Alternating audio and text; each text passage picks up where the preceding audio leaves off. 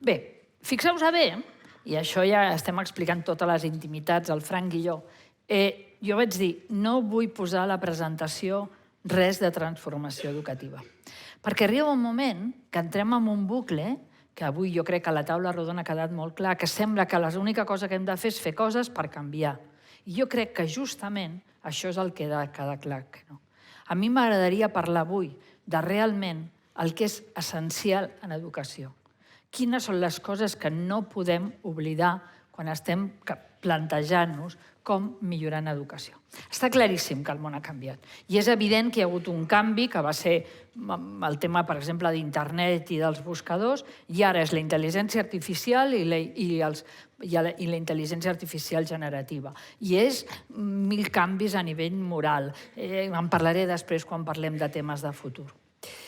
Tot això fa que és evident que moltes vegades ens plantegem que hem de fer realment un canvi a nivell d'educació. Però quan les coses es parlen tant, i jo crec que això és a vegades el que parlàvem abans, de que els professors a vegades estem cansats, és que arriba un moment que sembla que sigui com una espècie de moda, d'una cosa que vingui de fora, que ens estiguin imposant canvis. I no és això.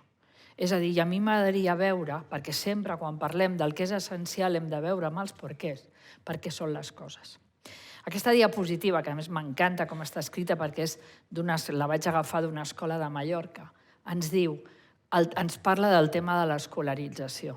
Mireu, com a espècie humana som molt prepotents i ens creiem moltes vegades que posem solucions que funcionen. I està clar que quan ens vam plantejar el tema de l'escolarització universal pensàvem que el fet que els infants anessin a l'escola seria suficient. Aquesta notícia és molt antiga, és del 2019. I aquí la ONU ens planteja un tema que és molt clar. Que els nens vagin a l'escola no és suficient. El que tenim, 2019, és una crisi greu d'aprenentatge.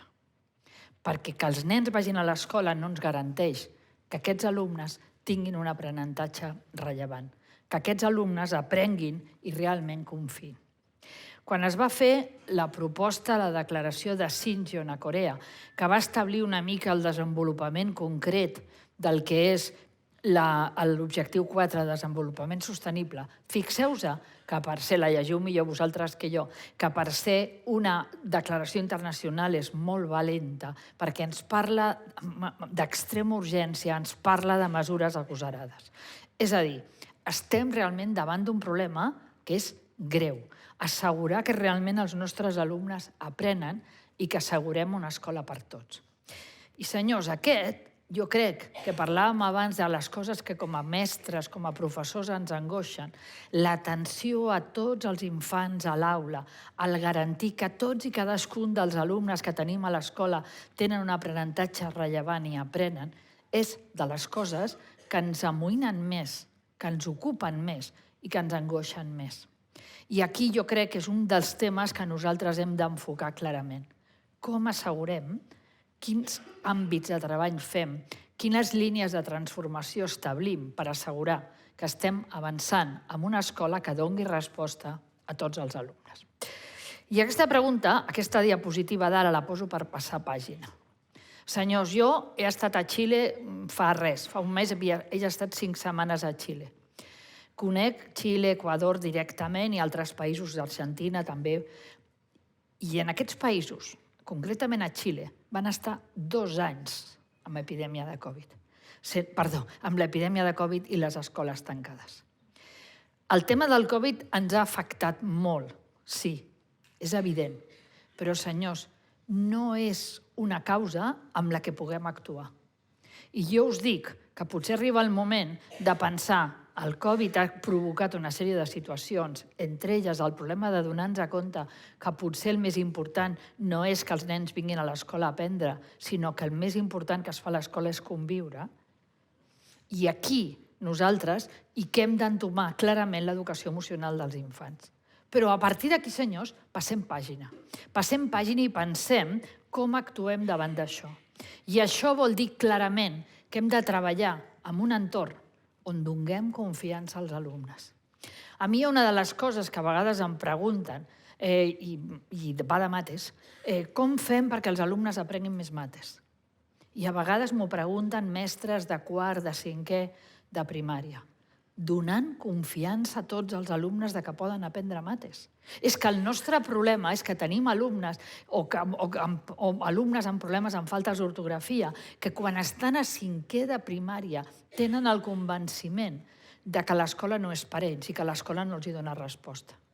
Nosaltres hem d'assegurar això, que estem educant alumnes que es coneixen, que veuen que l'escola és un lloc que els ajuda i que nosaltres, i parlaré després d'aquest tema de la personalització, de totes maneres garantim que aquests alumnes estan a casa seva. I jo crec que una de les coses importants que els temps de la pandèmia van viure, però que evidentment és una realitat que és avui i ara, no la podem deixar d'entomar, és que l'escola ha de ser un lloc on els mestres transmetin confiança. Una escola ha de ser casa. Va estar aquí, que a més va ser una visita una mica curiosa, el ministre de Portugal, d'Educació de Portugal, que crec que ara deu ser ministre en funcions. El pobre senyor va estar aquí un dilluns i el dimarts al dematí crec que va plegar el govern per lius. A més, em sembla que és tot errors burocràtics, no sé què, però bueno, aquest pobre senyor ja no és ministre, o no és ministre, és ministre en funcions esperant les eleccions. I aquest senyor ens va dir una cosa, es reuneix periòdicament amb alumnes i ens diu que un dia els alumnes li van dir profe, ministre, et demanarem una cosa que no val diners. I ell va dir, home, això us ho dono segur. Que els profes, quan arribem a l'escola, ens rebin amb un somriure i amb un bon dia. I quan parlem de canvis, senyors, a vegades el primer canvi és tenir molt clar que hem de rebre els alumnes amb un somriure i un bon dia, perquè arriben a casa. I arriben a un lloc on l'ocupació que nosaltres tenim és que aquests alumnes es vegin en un entorn que els dona confiança com a pas fonamental i previ per poder aprendre. I això és un element fonamental. Aquesta frase del Noah Harari és d'abans de la pandèmia. I el Noah Harari, abans de la pandèmia, ens diu això. Cal garantir que eduquem els alumnes en l'educació emocional amb equilibri mental. I l'important no és que sàpiguen moltes coses, sinó que sàpiguen aprendre moltes coses. 2019. Equilibri mental, educació emocional. A partir d'aquí està molt clar. Però tot això no ens ajuda gens, però no puc deixar de parlar d'això. Un tema que veiem cada dia quan obrim les notícies, quan ens plantegen algunes polítiques actuals. Guerres, situacions realment de catàstrofes, problemes climàtics. Tot això ho reben els nostres alumnes, petits i grans. I davant d'això hi ha una posició, que és la posició que nosaltres hem de treballar per evitar. Això s'acaba? Distopia total? I aquí, a partir d'aquí, una posició d'hedonisme. I jo crec que nosaltres hem de ser aquests. Els del vaixell, que davant d'onades que a vegades siguin molt complicades, establim, d'una manera a vegades sí que és veritat, que som molt ingenus els educadors. Moltes vegades les coses que ens proposem a les escoles són molt petites, però recordeu aquella frase de molts infants petits fent coses petites? I és veritat, poden canviar el món. I nosaltres aquí hem d'avançar donant una visió, que si em diguéssiu quina és la qualitat que a un mestre no li pot fallar, us diria, pam, l'esperança. L'esperança de pensar que pot provocar canvis en els seus alumnes. El que mata el professor és el que quan entra a classe pensa aquests no aprendran res. Tots aquests d'allà segur que no aprenen. Hi ha profes que et diuen el primer dia de curs, jo ja sé, ja podria posar les notes. Hombre, doncs marxa a casa, guapo. Allò que dèiem abans, no? I aquí, senyors, nosaltres hem d'assegurar que eduquem amb l'esperança que el futur és un espai de responsabilitat. I hem d'assegurar, d'alguna manera, oferir un context on realment els nostres infants i joves es comprometin. Necessitem assegurar això. Davant de la distopia, l'utopia. L'utopia que han de tenir els adolescents i nosaltres, que estem al seu costat, els educadors. I una utopia que s'ha de traduir amb una paraula, que és veritat que els profes ens inventem paraules, però que s'ha de traduir amb una protopia, amb un som-hi. I farem cosetes petites, sí, però jo, amb unes coses, amb temes d'educació, i aquí també, hi ha una frase que és «lo mejor es enemigo de lo bueno». Potser no podrem fer gaires canvis, però farem petits canvis que sobretot modificaran la nostra actitud davant del món. I la nostra actitud davant del món és aquesta, és l'actitud de l'esperança. I això és vital quan parlem d'educació.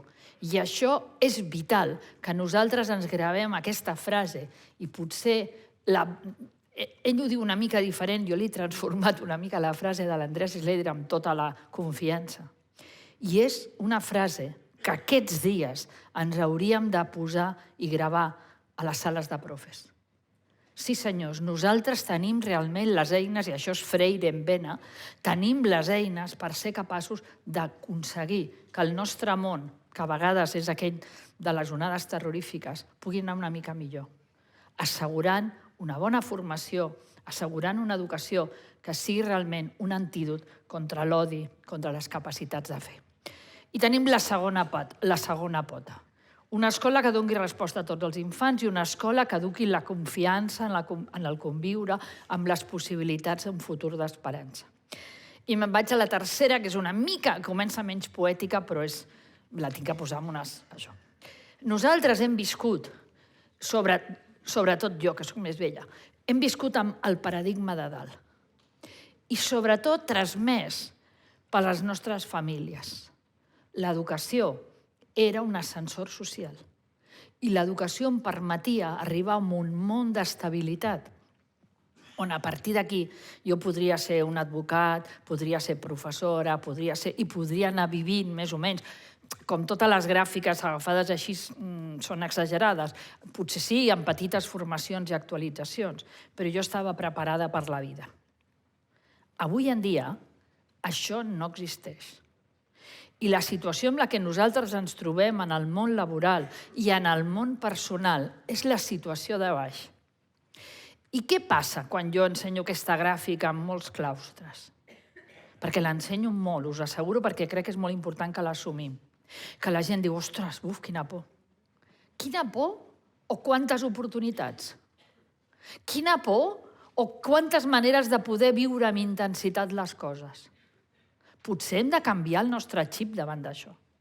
I nosaltres ens hem de plantejar clarament que aquesta situació d'entrar i sortir, de formar-me, de poder treballar, com el que ens passa a nosaltres a les aules, és, ostres, la intel·ligència artificial, em treu l'estabilitat de dalt. Ostres, intel·ligència artificial, què passa? Veiem, analitzem, valorem, reflexionem. I és la gràfica de baix. És una gràfica que d'alguna manera ens permet estar en un entorn de continu aprenentatge, de contínua transformació personal, de continu comprometre'ns amb coses diferents, fins i tot, i això és una cosa que es veu molt amb els joves, i m'han preguntat abans i jo he dit, una de les coses que m'alegra moltíssim avui aquí és que hi ha molta gent jove. I necessitem molta gent jove que es dediqui al món de l'educació. Però gent jove que potser en un moment donat dirà faig un parèntesi en el món educatiu i me'n vaig a treballar i fa moments que m'agrada molt la paraula és d'Alfons Cornella, recrear-se. I recrear-se vol dir al pati, sí, descansar i tornar-se a crear.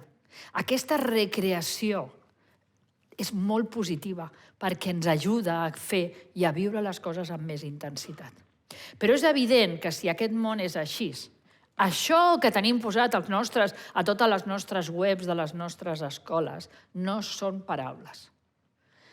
El focus de l'escola ha passat de transmetre coneixements per l'estabilitat de dalt a transmetre eines i, sobretot, atenció, esperit, per poder viure en un entorn on l'aprendre, aprendre i el desaprendre és la manera de viure. I això implica que les nostres maneres de treballar a l'escola són molt importants per assegurar que treballem en aquest paradigma.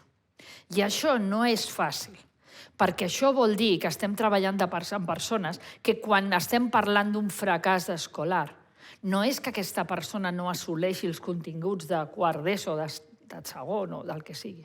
És que aquesta persona no té una preparació per viure aquí, en aquest acordeó de la gràfica. I això és molt més greu. I això és una responsabilitat per part dels educadors i de l'escola molt més gran. En aquest llibre hi ha aquesta frase que resumeix d'una manera molt pim-pam aquesta idea, però és molt fàcil d'assumir. L'escola ha de passar de l'alumne saber-lo todo, basat en els continguts, a l'alumne aprende-lo todo. I a l'alumne aprende-lo todo, on parlaré de seguida, necessita tenir eines per aprendre, necessita tenir valors, de seguida en parlo, i sobretot necessita no perdre les ganes d'aprendre. Quantes vegades ens trobem amb alumnes que el que passa és que han perdut la confiança que l'escola és un lloc on ells poden aprendre i que estan davant de la classe de mates pensant, buf, això no és per mi, això és per aquests d'aquí davant. Quan estem davant d'aquesta situació, nosaltres estem negant oportunitats. I és veritat la frase aquesta. Avui en dia ser capaç d'aprendre i desaprendre és molt fàcil, és molt important.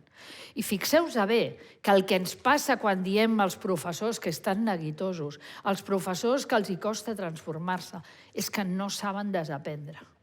Perquè desaprendre és despullar-se, és treure totes les estructures que em donen seguretat i passar-me a una altra estructura. I això fa que la gent digui, això és un invent d'Innovamat. Jo no me muevo, esto es un invento d'Innovamat.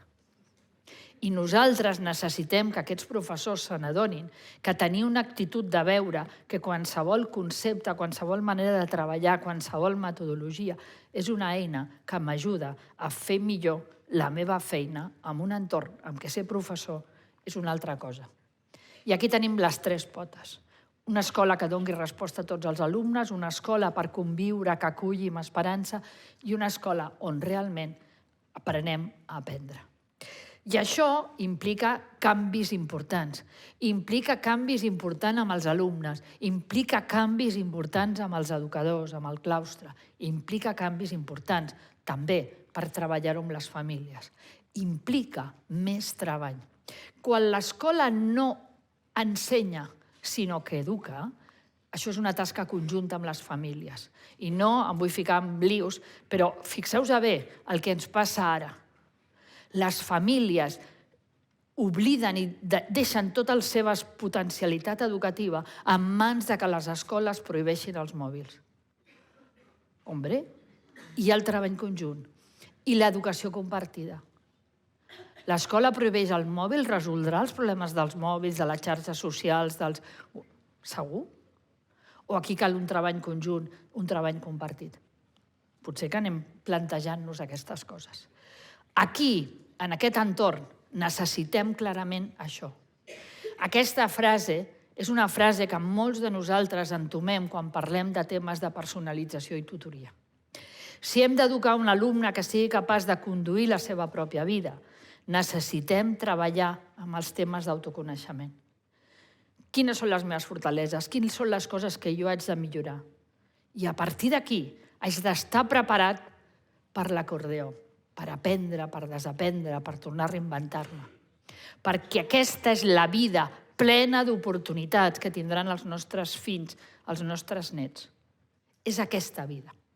Si nosaltres ens tapem els ulls i ens pensem que encara estem en la situació de pàramo, d'una estabilitat falsa, d'una educació que és un ascensor social no sé per què, estem, perdoneu, que digui així, però és el que jo penso, estem estafant els nostres alumnes. Perquè els preparem per un entorn que no existeix. I, per tant, necessitem clarament assegurar això. Alumnes preparats per assegurar aquesta flexibilitat i aquesta resistència. El veure el canvi no com un càstig diví que ens passa a nosaltres, no a vosaltres, a la gent més gran. El canvi és un càstig diví. Uf, quina por.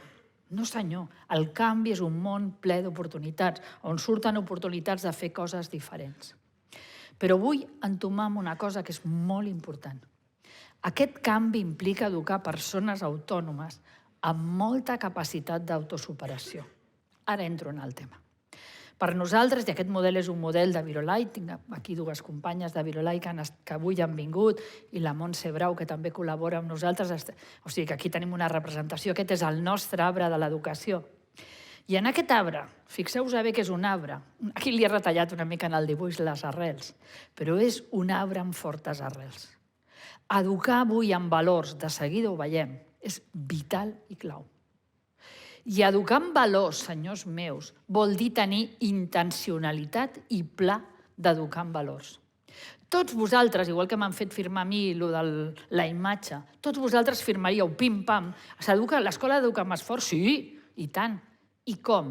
I quan? I què? I com ho valorem? Quan parlem d'educació, l'escola educa persones creatives? Sí. Amb quin pla? De quina manera? Necessitem assegurar que l'educació de valors té una estratègia clara, té un pla clar i que, a més, nosaltres valorem realment l'eficàcia d'aquest pla. Tenim un tronc que és les competències per aprendre. Les eines que els alumnes necessiten per aprendre. I aquí hi ha elements tan bàsics com els sabers bàsics, com la competència abstracta. M'ha agradat molt la formalització, la necessitat que els nostres alumnes formalitzin per poder abstraure i raonar. I aquí tenim tota una sèrie d'eines que són fonamentals. Però fixeu-vos en aquest arbre, lo gran que són les branques. Si un alumne ha de sortir de l'escola, ha de sortir de l'escola amb això, amb ganes d'aprendre. Nosaltres a Virolai en dèiem aquesta necessitat de continuar aprenent. Aquesta necessitat que han de tenir els alumnes de tenir potencial d'aprenentatge. Necessitem alumnes que vegin que aprendre és una manera de viure, que gaudeixin de l'aprenentatge. I per això, senyors, no els hem de frustrar ni matxacar. Els hem d'obrir possibilitats, pensant que tots poden ser aprendelo todos. Entraré en aquest tema, no l'eludiré. Ui, perdó, que me n'he anat molt ràpid. Ja m'ho ha dit, m'ha avisat que anava molt ràpid. I poden haver-hi un seguit de valors essencials i tenim valors socials importants, com l'empatia, com la resiliència, com el compromís en el futur. Però deixeu-me que em pari, que em focalitzi amb els valors més vinculats a l'aprenentatge, a la vida diària de l'escola. No estic excloent, sinó que em centro en aquests per poder treballar una mica més a fons. I aquí n'hi ha un, que és el tema de l'autosuperació. Quan moltes vegades parlem de temes de canvi educatiu, sembla que entrem en el país del happy flower. En un país on les coses, els alumnes aprenen bo, i no és cert. I després us deixaré, us la passo ja ara, una frase del Simon Paper que, a més, la dedico.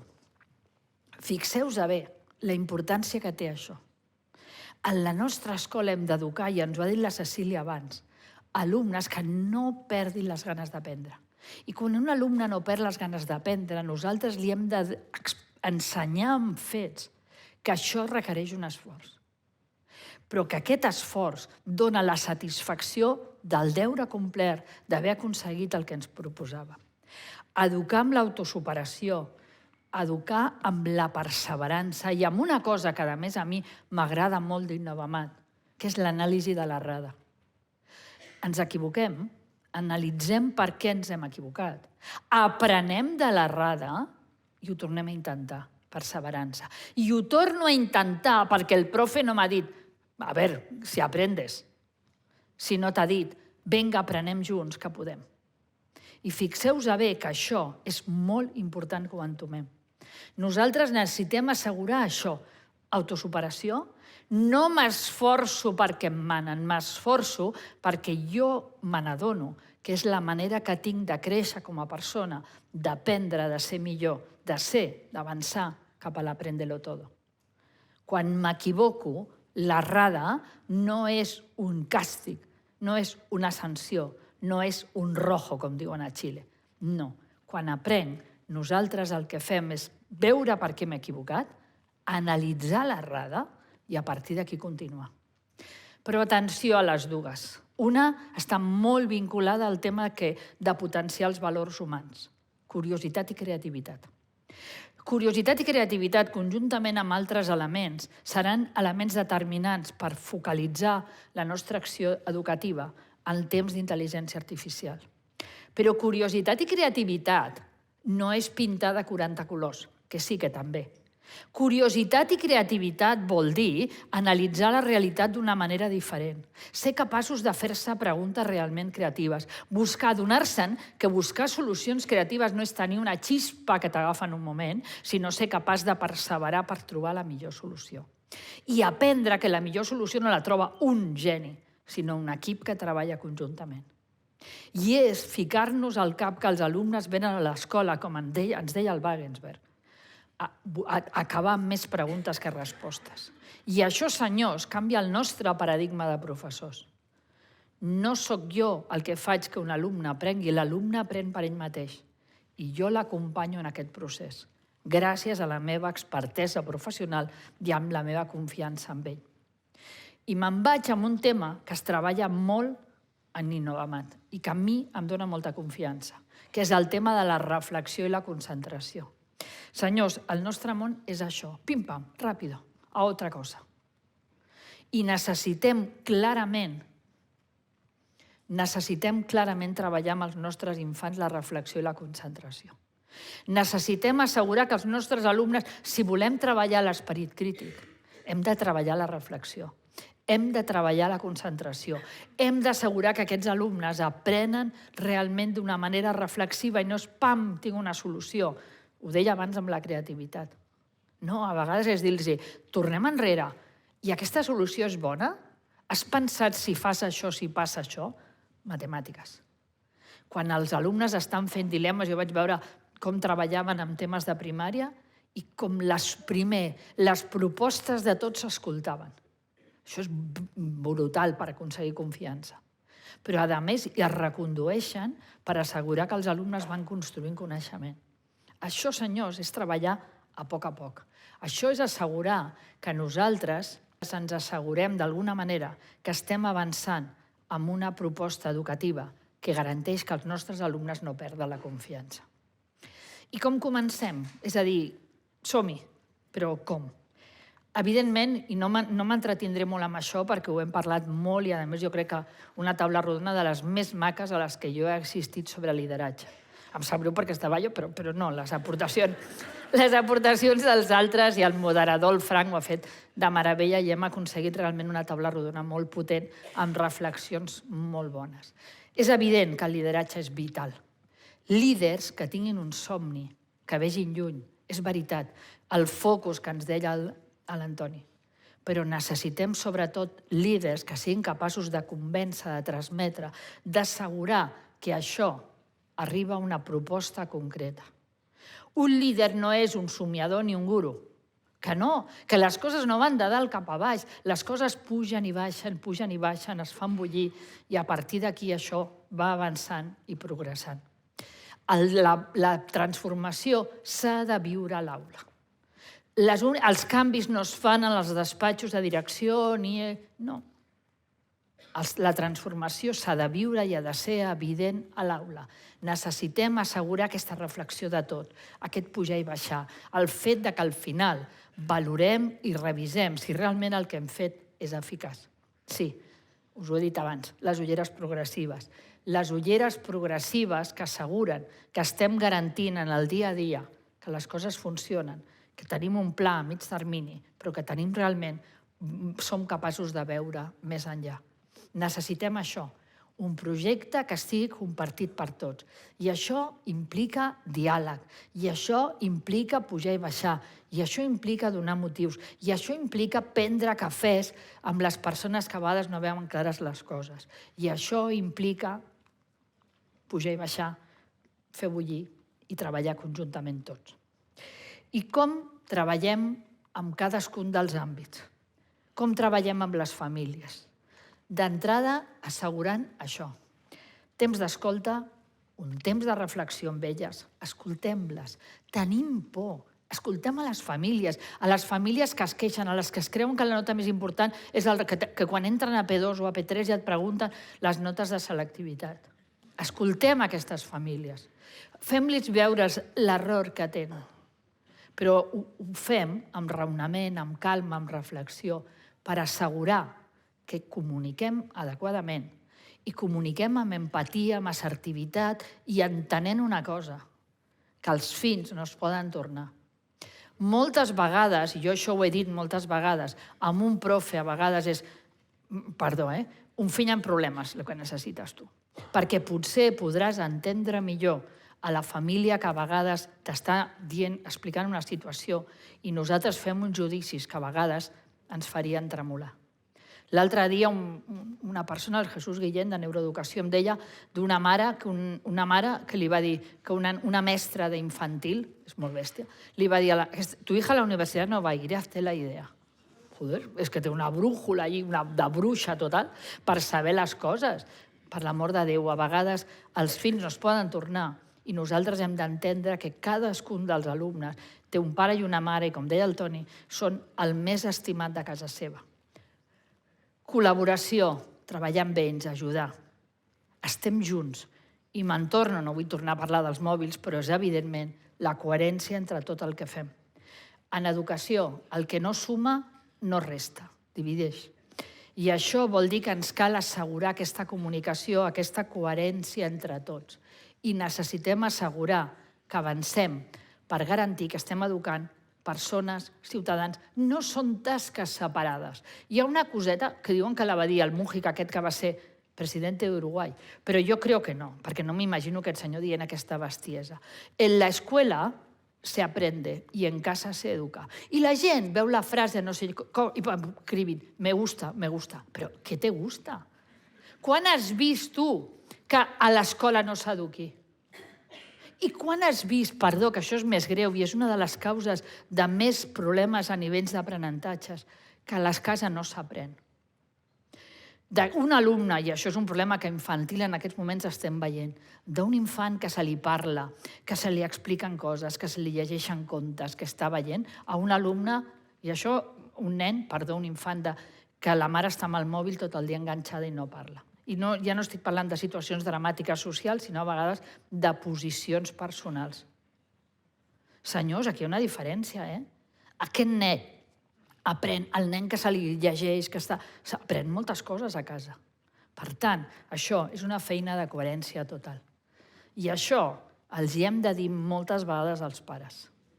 Som els que els nostres pares ens van educar quan no pretenien educar-nos. Niño, no utilices el móvil, i la mare amb el mòbil enganxat. Los móviles prohibidos, i els mòbils a la taula. No, és que jo tengo un problema. Tengo una cosa que tengo que gestionar ahora. Senyors, coherència i assegurar que funciona. I amb els alumnes. Quan parlem del tema dels alumnes està claríssim. Passem a un entorn, com hem dit, on l'aprenentatge ha de ser continuat, ple, on realment assegurem que nosaltres estem treballant alumnes perquè estiguin formats no per tota la vida amb un bagatge, pàramo, sinó en una situació d'aprenentatge permanent. Nosaltres hem d'assegurar això, un autoconeixement, una forma de reconèixer, i a partir d'aquí que aquest alumne no perdi mai la confiança de que pot aprendre, perquè haurà d'aprendre al llarg de tota la seva vida. I, per tant, l'hem d'educar perquè vegi això en funció. I podria parlar de moltes coses en personalització, però crec, com has comentat tu també, la Maribel, abans, que necessitem parlar dels temes de l'avaluació, perquè és on cometem errors de més gravetat. Moltes vegades ens dediquem a ser jutges que d'alguna manera aseguren que este niño sabe, este niño no sabe, este niño aprueba, este niño no aprueba. I nosaltres hem d'assegurar que davant de persones que hauran d'aprendre al llarg de la vida, hem d'assegurar aquesta avaluació formativa. Una avaluació que d'alguna manera evite situacions com aquesta. Recordeu, a més, que el Manolito tenia una botiga, perquè aquí la paraula client es pot malinterpretar. La mestra, el Manolito es queixa que la mestra no el tracta com a un client, perquè la idea és del client del colmado. Però fixeu-vos el que fem moltes vegades. Hi ha nens que, com el Manolito, a quart de primària comencen a sentir el mal. I quan aquests alumnes no donen molts problemes, però aquests alumnes es van desenganxant. El primer, de mates, perquè és el primer que els diuen que no valen. I es desenganxen. I quan arriben a primer d'ESO estan fora pràcticament del sistema. I a sobre, quan s'hi arriben amb un determinat tipus de claustre, aquests alumnes que no estan preparats, és que primària, és que sembla mentida. Ja els tenim. I això ens fa molta gràcia, però es repeteix cada una de les vegades que fem avaluacions per tots. I ens morim de vergonya i diem quina tonteria. I fixeu-vos a més amb el detall. Us vull fer fixar en un detall d'aquesta diapositiva. Nosaltres pensem, pobre peix, perquè no pot pujar a l'arbre. Però, senyors, i si avaluéssim la capacitat de viure a l'aigua? Qui seria el pobre aquí? Estem fent un tipus d'avaluació i uns models d'avaluació que no només no són personalitzats, sinó que a vegades estem avaluant talents en el que alguns, el mico en aquest cas, surt guanyant. Però els altres, si valoréssim els talents que tenen en concret la capacitat de viure a l'aigua, home, el peix, la foca, l'ànec, però el peix seria el rei. I nosaltres pensem, pobre peix, pobres de nosaltres que no som capaços de veure els talents. I no som capaços de donar-nos que quan avaluem no hem d'avaluar on arriba l'alumne, sinó el que avança i progressa. I per sobre una frase que nosaltres a Virolai tenim com a consigna sagrada i que us la dono, la regalem perquè s'arribi a tots. El més important és que l'alumne aprengui a esforçar-se. La nostra frase és cap esforç sense èxit i cap èxit sense esforç. I moltes vegades hi ha una cosa que oblidem. Hi ha alumnes que arriben a 6è de primària, a primer d'ESO, i no saben esforçar-se, perquè no ho han fet mai, perquè ningú ha estat al seu costat, perquè ningú els ha ajudat. No saben esforçar-se. I nosaltres l'única cosa que sabem fer és com un mal metge, diagnòstic, no s'esforça. Però l'hem ajudat a que comenci a esforçar-se. I a vegades en aquests alumnes els hi has de posar reptes molt petits perquè siguin capaços de convèncer. I comencen a fer petits esforços i aquests petits esforços els hi hem de reconèixer. I a més, no patiu, no m'allargo molt, però un consell molt concret. Deixeu-vos enganyar. Jo crec que a vegades és millor que a un alumne li transmetem la sensació «Ostres, t'has esforçat una mica i anem bé», que no, que tu facis una sentència condemnatòria. És que no t'esforces. Perquè quan tu li dius a un alumne «t'has esforçat una mica, som-hi, estic al teu costat», a aquest alumne li dones la mà. I li estàs donant la possibilitat que faci un pas més, i un pas més, i un pas més. La nostra funció no és diagnosticar, sinó curar, ajudar que els alumnes aprenguin, perquè si no ens trobem en situacions com aquestes. I això és el que nosaltres hem d'evitar. Nosaltres hem d'assegurar que a l'alumne l'ajudem, no diagnosticant el que li passa, que també pot ser, diagnosticant i establint un procés per assegurar que aquest alumne té eines per continuar. Això és una de les coses que ens fa fallar més a nivell educatiu. I ens queda la tercera pota, els profes, el claustre. I aquí ens costa canviar d'aquest rol, perquè estem tan acostumats a frases com «ja he acabat el llibre», o «yo ya lo he explicado todo», això conversa típica de segon de batxillerat. «Jo ja he acabat el temari, Bueno, però a tu per què et paguen? Perquè acabis el temari o perquè els teus alumnes aprenguin? I aquí nosaltres ens hem de donar compte que la nostra funció és d'acompanyar en l'aprenentatge, d'acompanyar, encara dic més, a l'educació.